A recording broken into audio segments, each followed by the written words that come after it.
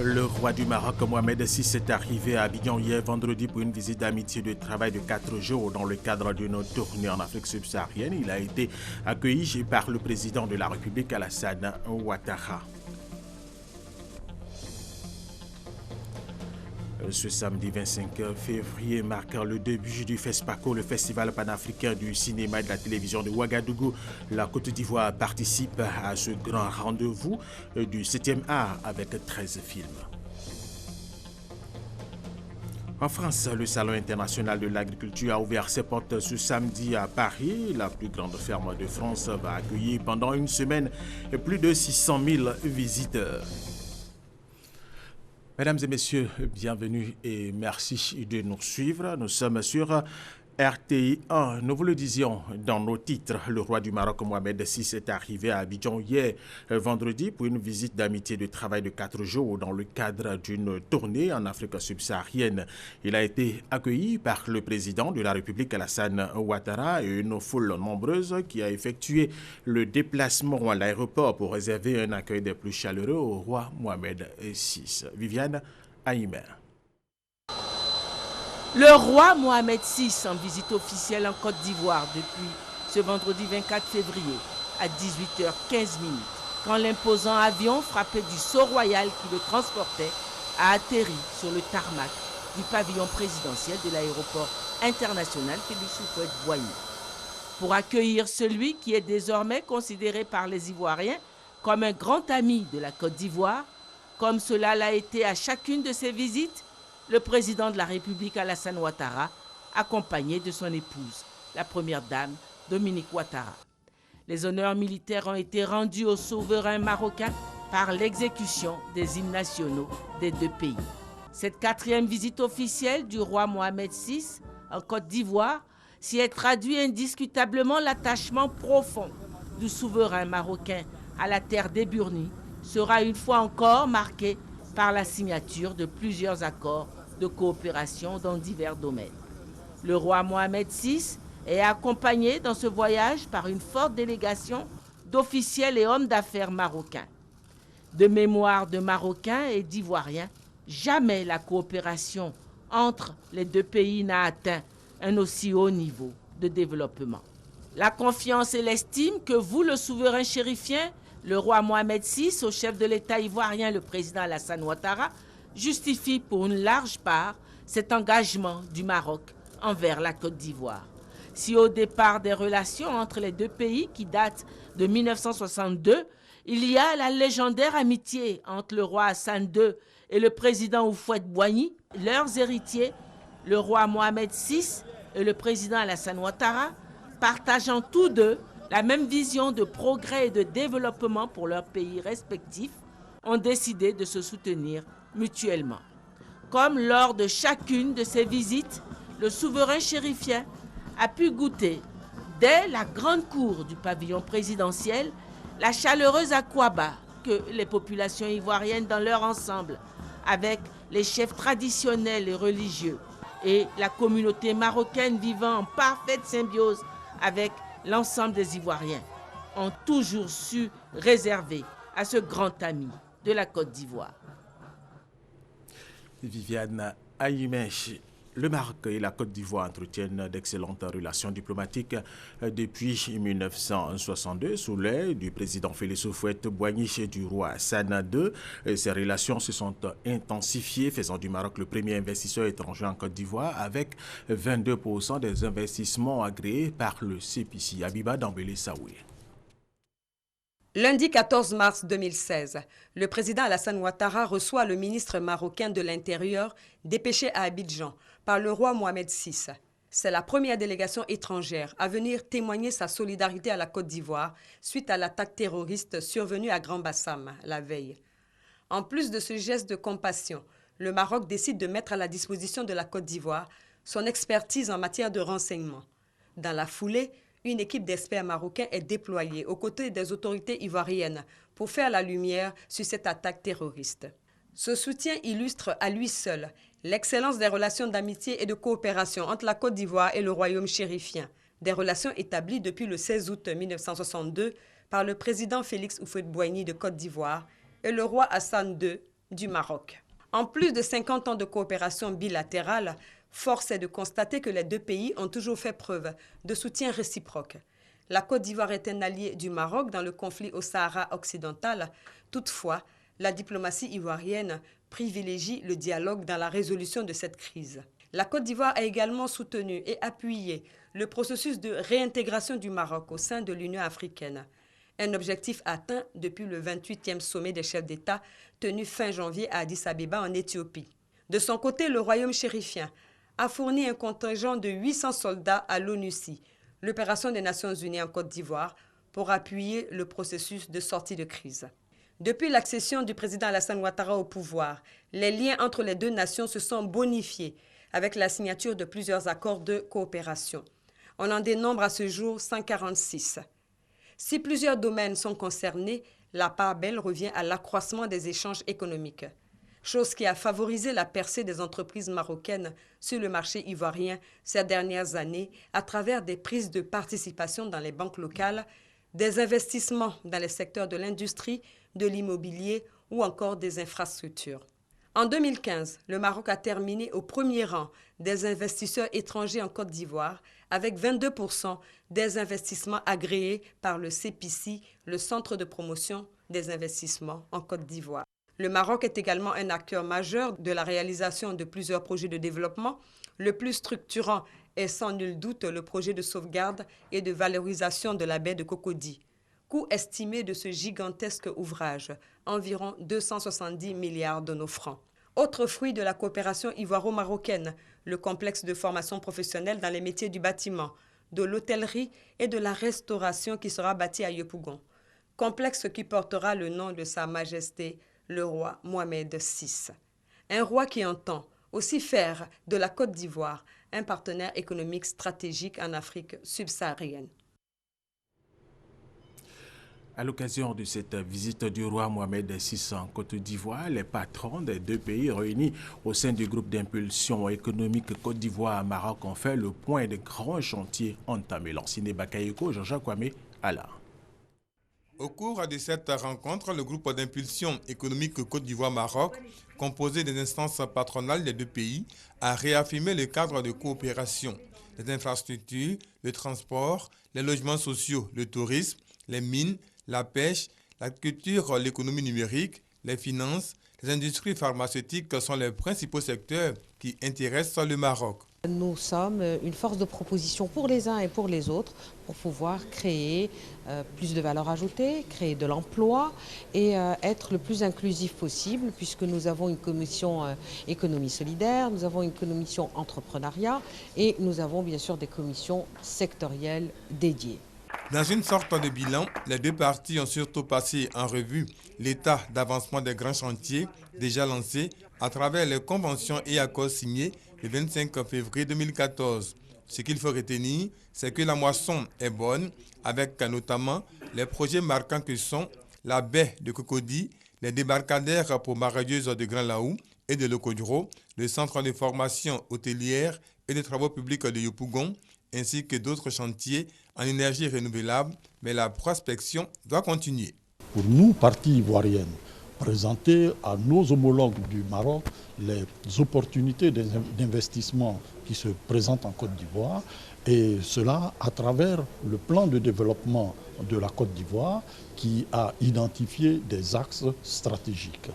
Et donc nous présentons ces opportunités à nos homologues marocains et également le fait de nous rencontrer en tant qu'hommes d'affaires entrepreneurs. Ces rencontres-là également suscitent des opportunités que nous sommes amenés à consolider, à promouvoir par le canal du groupe d'impulsion. Ces opportunités vont se matérialiser via la signature des 12 nouvelles conventions. À ce jour, une trentaine d'entreprises marocaines opèrent en Côte d'Ivoire. En 2016, elles ont investi plus de 43 milliards de francs CFA. Autre information, le président de la République Alassane Ouattara a inauguré hier vendredi l'hôtel Azalaï d'Abidjan, situé dans la commune de Marcory. Ce complexe hôtelier est la filiale ivoirienne du groupe malien Azalaï. La réalisation de ce complexe hôtelier a coûté environ 24 milliards de francs CFA. Traoré Mahama Ouattara. Une caravane sur les bords de la lagune est brillée. Elle se nomme Azalaï Hôtel Abidjan. Dressé fièrement sur le boulevard Valéry Giscard d'Estaing, dans la commune de Marcory, Azalaï Hôtel Abidjan a été inauguré ce vendredi par le président de la République, Alassane Ouattara. C'est un projet qui a été conçu avec un volet architecture durable, écologique. Si vous remarquez, l'ensemble des vitraux ont été orientés vers le boulevard Giscard, mais surtout inclinés à 45 degrés pour éviter l'ensoleillement direct. Et puis les revêtements qui ont été mis, c'est des revêtements qui ne sont pas accrochés directement aux façades. Donc il y a un vide qui permet d'assurer une ventilation, donc de réduire la consommation énergétique. Je dirais fièrement et jalousement l'hôtel Azalaï Abidjan Marcory. Une fierté et un honneur que le peuple de Marcory mesure, Excellence, à sa juste valeur, parce que c'est un privilège qui réaffirme la position stratégique de Marcory. Réalisé à hauteur de 24 milliards de francs CFA, Azalaï Hôtel Abidjan est un 4 étoiles de 14 étages offrant 200 chambres. L'ouvrage matérialise l'implantation en Côte d'Ivoire du groupe hôtelier malien Azalaï Hôtel. Le leader du secteur de l'hôtellerie en Afrique de l'Ouest entend ainsi contribuer au processus d'émergence économique de la Côte d'Ivoire en apportant une valeur ajoutée au secteur touristique. Excellence, Monsieur le Président de la République, sous votre haute et admirable clairvoyance et leadership, l'émergence de la Côte d'Ivoire n'est plus un slogan. Elle est désormais un contenu visible, palpable, réaliste et futuriste. Dès lors, Azalaï Hotels, entreprise ambitieuse, fidèle à ses valeurs, fait en ce jour le pari de vous accompagner dans la réalisation de votre vision. Votre édifice est le symbole de la viabilité de la politique menée par le gouvernement en faveur du secteur privé, mais aussi celui de la capacité des Africains à imaginer, à innover, le symbole du savoir-faire africain. Nous caressons le rêve des fêtes de l'industrie touristique et hôtelière, le troisième pôle économique de notre pays. Nous allons co-construire l'industrie touristique et hôtelière à partir de nos projets, de nos atouts et de notre capacité à innover. Après une visite guidée des suites, le chef de l'État s'est dit fier de cet ouvrage répondant aux normes internationales en matière d'hôtellerie. C'est une très belle œuvre, 200 chambres bien situées, en plein cœur de Marcory. Et je voudrais féliciter le président Bali et lui dire toute notre fierté. Et surtout la conception de l'hôtel, la réalisation, toute l'utilisation de l'art ivoirien, de la culture ivoirienne, et l'emplacement de l'hôtel à quelques minutes de l'aéroport du plateau de Cocody fait que c'est un site stratégique. Et moi, je suis venu parce que je suis fier quand les jeunes Africains font de telles réalisations. Je sais qu'ici, cet hôtel sera une belle opportunité pour tous ceux qui viendront en Côte d'Ivoire.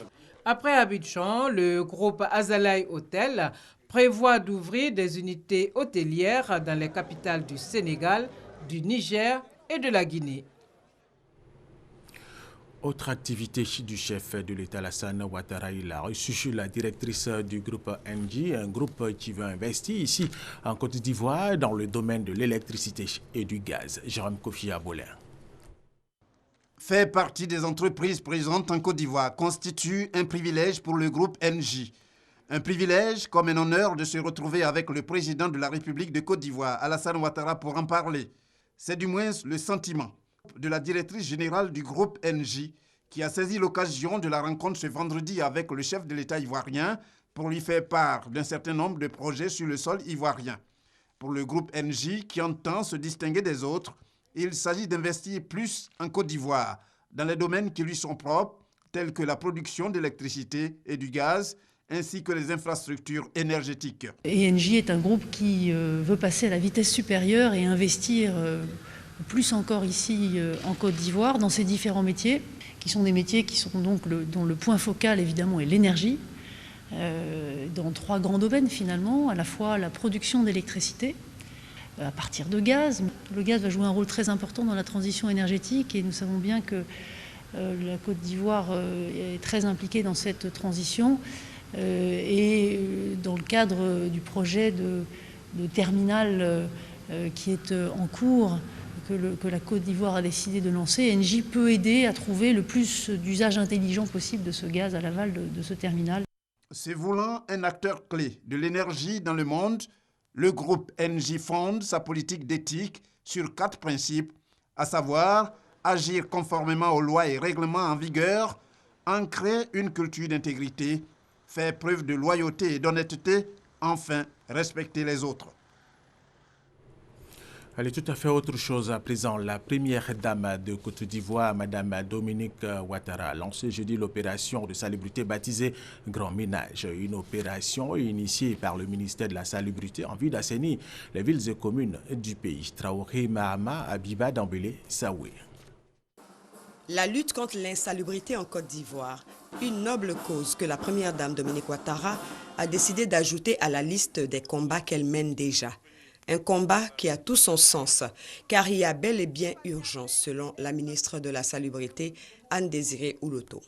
Ailleurs, à l'entrée et à la sortie des villes, présence trop remarquée de dépôts sauvages de nos ordures ménagères et assimilées. Dans les rues, devant nos habitations, sachets plastiques, sachets d'eau et de friandises, partout, caniveaux bouchés, flancs de collines enlaidis par les déchets épars, pneus usagés. Dans quel pays sommes-nous? Vous et moi, nous savons que nous sommes co-responsables de cette insalubrité grandissante. Qui viendra maintenir la propreté de notre pays à notre place? Est-ce que vous voulez que nous continuions de vivre et de faire vivre nos enfants dans cet environnement aussi insalubre? Devant un tel cri de cœur, un sursaut d'orgueil s'impose. Consciente de ce fait, toutes les forces vives de la nation adhèrent pleinement à l'opération de salubrité baptisée Grand Ménage. Une initiative de grande envergure qui invite chaque habitant de la Côte d'Ivoire à nettoyer et à assainir son cadre de vie le premier samedi de chaque mois. L'État fera également sa part, car l'insalubrité, en plus de ses conséquences sur la santé des populations, nuit à l'attractivité économique de la Côte d'Ivoire. Selon le Premier ministre Amadou Gon Coulibaly, pour 2017, ce sont environ 16,5 milliards de francs que le gouvernement va injecter dans la collecte et le ramassage des ordures. Je prends ici l'engagement devant tous que cette année 2017 verra la transformation de notre pays en matière de collecte des ordures ménagères. Je voudrais relever avec satisfaction l'approche de Madame la ministre qui appelle la contribution et la mobilisation de la nation entière autour de la question de la propreté en cité et surtout l'invitation à un véritable changement de comportement. Oui, évitons de jeter les ordures dans les rues, car la rue n'est pas une poubelle. Ramassons le bout de papier qui traîne pour éviter qu'il pollue notre environnement, car nous sommes tous co-responsables de la propreté. Voilà quelques gestes simples que nous devons faire quotidiennement. Il s'agit là d'un acte citoyen que nous devons davantage pratiquer désormais. Oui, il nous faut appréhender la propreté comme un bien public, au même titre que l'eau, l'énergie, la santé, dont nous ne pouvons pas nous priver sans courir le risque de mettre à mal notre santé et notre marche irréversible vers le développement. Au vu de cet engagement national, la première dame de Côte d'Ivoire, Dominique Ouattara, marraine de l'opération Grand Ménage, se dit optimiste quant à sa réussite. Je voudrais saluer cette initiative salutaire du gouvernement qui vise à instaurer une opération Grand Ménage, impliquant l'ensemble des populations pour la propreté de nos villes et nos villages. Je me réjouis d'ores et déjà que ce projet rencontre l'adhésion de toutes les populations de notre beau pays, car il y va de l'épanouissement et du bien-être de nos concitoyens. Je suis certaine qu'avec l'implication de tous, nous arriverons à obtenir des résultats à l'échelle nationale. Rien de grand et de beau ne peut se construire dans un cadre de vie insalubre. Il nous faut donc changer positivement les mentalités et modifier les comportements. J'en appelle donc au sens de la responsabilité et du civisme de chacun, car notre rôle est indispensable dans le succès de cette initiative. J'ai foi que nous réussirons à faire de notre belle Côte d'Ivoire un pays exemplaire en matière d'environnement et de salubrité. Le coup d'envoi de l'opération Grand Ménage sera effectivement donné le samedi 4 mars prochain. Autre sujet dans cette édition, l'Association des exportateurs de cajou de Côte d'Ivoire a initié un symposium ici à Abidjan. Il a été question des difficultés liées à la conservation de la noix brute. Francis Boifo. En 2015, la Côte d'Ivoire a exporté plus de 660 000 tonnes de noix de cajou brutes vers l'Asie, l'Amérique du Sud et des pays du Maghreb. Cette exportation s'est faite dans des conditions difficiles et a eu un impact négatif sur l'économie des acheteurs nationaux. Nous passons des contrats avec des acheteurs au Vietnam, nous exécutons le contrat et au moment du paiement, nous avons juste une partie du paiement et la partie est retenue parce qu'à l'arrivée du produit, la qualité ne répond pas à la qualité qu'eux ils souhaitent. Nous rencontrons des problèmes de logistique, c'est dû à l'embarcation des mises à FOB en conteneur. Pour résoudre le problème de conservation de la noix brute de cajou dans les entrepôts et inciter les paysans à produire davantage des noix de qualité, l'Association des exportateurs de cajou de Côte d'Ivoire initie cette rencontre. Une plateforme d'échange entre les acteurs nationaux de la filière, les commerçants et acheteurs internationaux.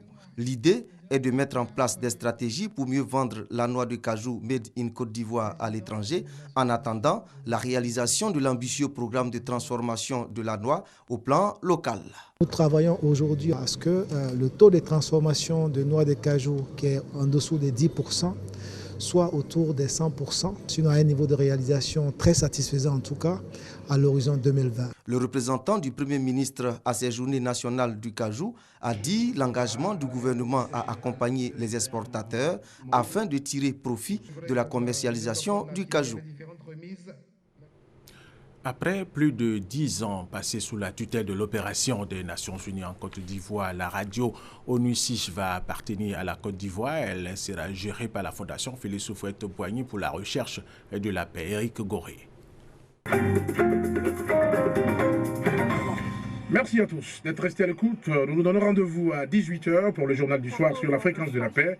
C'est le 15 août 2004 que la radio ONUCIF FM a commencé à émettre sur toute l'étendue du territoire ivoirien. Cette radio de l'opération des Nations Unies en Côte d'Ivoire a pour mission d'informer les populations et de véhiculer les messages de paix et de cohésion sociale.